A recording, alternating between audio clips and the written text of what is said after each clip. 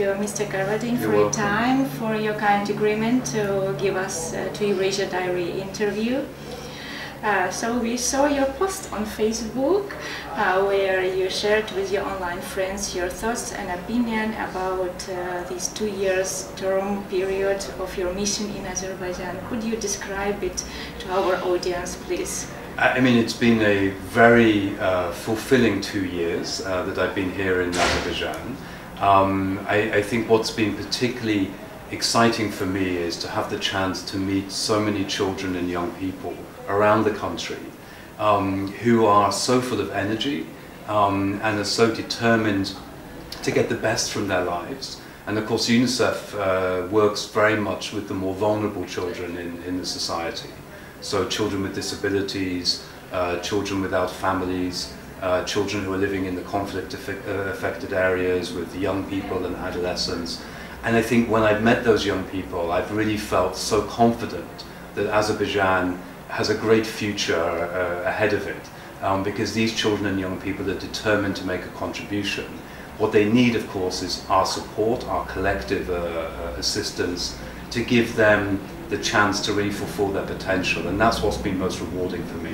Maybe you met some challenges in this period. Yeah, I think generally Azerbaijan, of course, has seen a lot of progress in the last years, and the situation for children generally is getting better and better all the time. We've seen, you know, big reductions in poverty affecting children. There are more children in school than ever before. The health condition of children has improved over the years, but there are still challenges, and I think for UNICEF, some of those challenges are affecting children with disabilities who still don't have every opportunity to play an active part in society, whether that's by being able to go to school, or whether it's because they're unable to really take part in activities in their communities, to come out of their homes and so on. We see, you know, still challenges often for young girls who tell me themselves that they don't feel that they're able to really participate fully in the lives of their communities, and they want to have that opportunity. It was in the regions or in the capital? I see it particularly in the regions, but I think it's an issue across the country, and the capital as well. And we know that there are still families who are struggling financially. Families maybe where one of the parents has left, and often it's the mother who's left caring for the children, and they find life particularly difficult.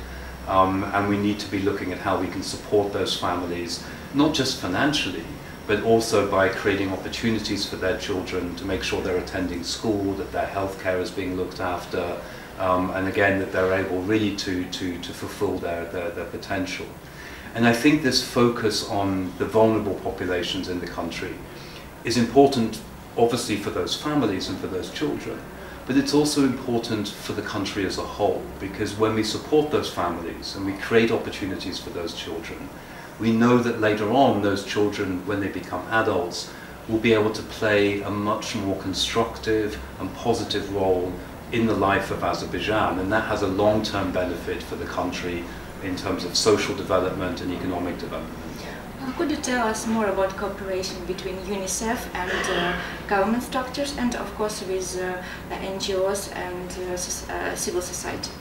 Well, UNICEF, as in all countries, works very closely with the government, and we design our program of activities in cooperation with the key government ministries, and that's exactly what we do here in Azerbaijan.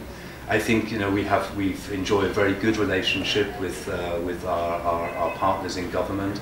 I think we have a common vision, which is really to invest in children, invest in young people who are, as the president here himself said, the human gold of this country, and the most important asset that this country has. I think that's a view that's shared by all of us, including those in government. And that means that we can collaborate very effectively, design programs together, and then implement those programs together. And then, as you mentioned quite rightly, the non-government sectors and the civil society groups in Azerbaijan have a very important role to play, because they're often very close to the communities. They're in the districts, they're in the villages, and they really are the connection between the work that we try to develop nationally and the people who need to benefit from that support down at the community level. So we cooperate very closely with IEPF, of course, is a very good implementing partner of ours. We're working with bigger organizations like the National Youth Foundation, for example, really to find ways that we can ensure that the work that we are trying to do reaches out to as many children as possible. Why is it important for UNICEF to involve youth to the project as full right decision makers? Why it is so important? Why it is the key decision of UNICEF? In Azerbaijan, young people make up about 1/3 of the population. That's an incredible force for potential and for positive contributions that can be made to the life of the country. And we really believe that young people are of course going to be the adults of the future. They're going to be decision makers, whether it's at their own family level or whether it's at higher levels in government and local administration or in the private sector. Young people are going to be the group that designs the success of this country in years to come. And so that's why it's important that we invest in those young people today. And we create opportunities for young people to become engaged in decision making so that they feel that they can express their views and to share their ideas and to have a receptive audience, particularly in the form of government. And in that way, we find that sometimes the challenges that young people face, the issues that matter to them, can be addressed more effectively by having that dialogue between young people and decision makers. And so a lot of our work is investing in young people's skills to be effective in those discussions, to build their confidence, to build their, what we call their life skills, to enable them to design programs and projects themselves, and also to take responsibility, a sense of ownership for those activities. And that's important as they grow older, because we want young people to feel that they do have a responsibility and they do have a contribution to make, but more importantly that they can be part of the decision-making structures that Azerbaijan has. Great. And how UNICEF help to promote SDGs in Azerbaijan, especially particularly between youth, among youth? Well, the Sustainable Development Agenda, of course, is now the global agenda for all countries. I think it's an important area of work because it's recognized that we have to be looking always to the future and that what we do today has to last for generations to come. And of course, again, with young people, they are the people who are going to take things forward. They are going to be the group in the population that makes decisions as adults, that makes choices that will benefit, hopefully, future generations of children still to come. So involving young people in the Sustainable Development Agenda, as you say, the SDGs as we call them, it is important. I think it has two particular benefits. One is by listening to young people and understanding their concerns and where they see needs, we can make decisions today that will have a positive impact on them. I'll give you one example. A lot of young people in Azerbaijan are concerned about the environment, about the space and where they live.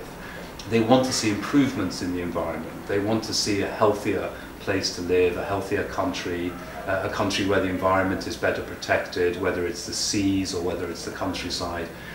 By listening to those concerns, we can help make decisions today that address those issues. But at the same time, by involving young people in those discussions, we help to build their interest, to build their commitment, so that as they grow older and they become parents, as they become teachers, as they become, the next political leaders of the country, that they will also be taking these issues seriously. And that's how we see sustainability, that we see the benefits continuing from generation to generation. And that's really a positive direction that we want to move in. As we know, wars and conflicts affects mostly children because they are part of the most vulnerable population. And speaking generally and particularly about Azerbaijan, how can you evaluate the situation in this sphere? I think the thing that frustrates me most about conflicts is that they are created by adults but the worst impact is always on children. I've worked in many countries where there has been conflict, and I've seen this firsthand, the impact that this has on children. It affects their education. It affects their family life. It prevents them from taking part in simple activities that children elsewhere in the world do all the time, like taking part in sports and recreation, being able to move around safely. And above all, it has a psychological impact on children. And we know that in Azerbaijan, in the areas which have been affected by the conflict, young people have felt that very strongly, and there is a psychological impact. And of course the concern is that if that is allowed to continue, that shapes the way that young people think and the way that they behave as they grow older, and unfortunately not in a positive way. So again, this is why in some of the districts which are affected by the conflict here in Azerbaijan, we've been working specifically with young people to create more positive, constructive ways in which they can be active in their communities.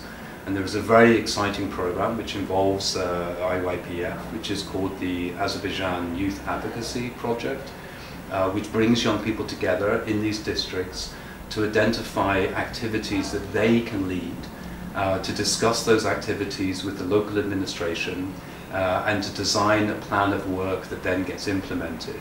And we've seen some really exciting projects. I went recently to the new 3D cinema in Tartar, to a book club in Bardar where young people come together after school and they read together and they discuss issues together. And in Goranboy to this wonderful new sports facility, an outdoor sports ground that the young people helped to design and put together themselves, where young people can come together safely and take part in sport and recreation, girls as well as boys. And I think enabling young people in these difficult circumstances to have a positive outlet for their energy, to feel that there is something constructive that they can do, has a long-term impact on their psychological state, and I think it helps them really to find opportunities in life. But at the end of the day, the adults have to stop the conflicts, and it's their responsibility to find a peaceful solution wherever it is in the world that there may be a conflict taking place. I would like to finish our interview with a positive mood. So the last question will be about this World Breastfeeding Week initiated by Unicef. Could you tell us more about this wonderful initiative? Well, every August around the world, the first week of August is World Breastfeeding Week. It does involve Unicef, also the World Health Organization, and here in Azerbaijan we're really promoting the importance of breastfeeding. I mean, breastfeeding is the best start that a newborn baby can have in life. If you, as a mother, you breastfeed your child just breast milk for 6 months, it provides enormous health benefits. It helps with the child's physical development, but also their brain development. It also has positive health benefits for the mother as well. And it really is the most cost-effective, most straightforward way of feeding a child in those critical first 6 months.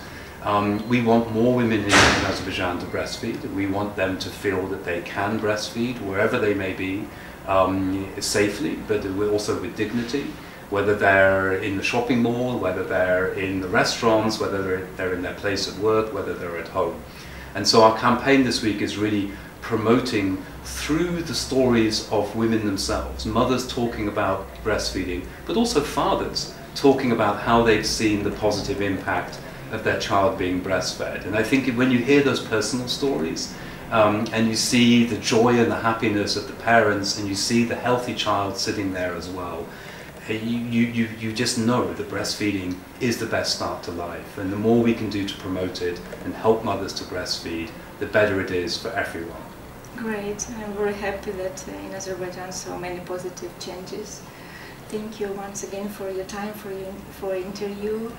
I think we will meet many times.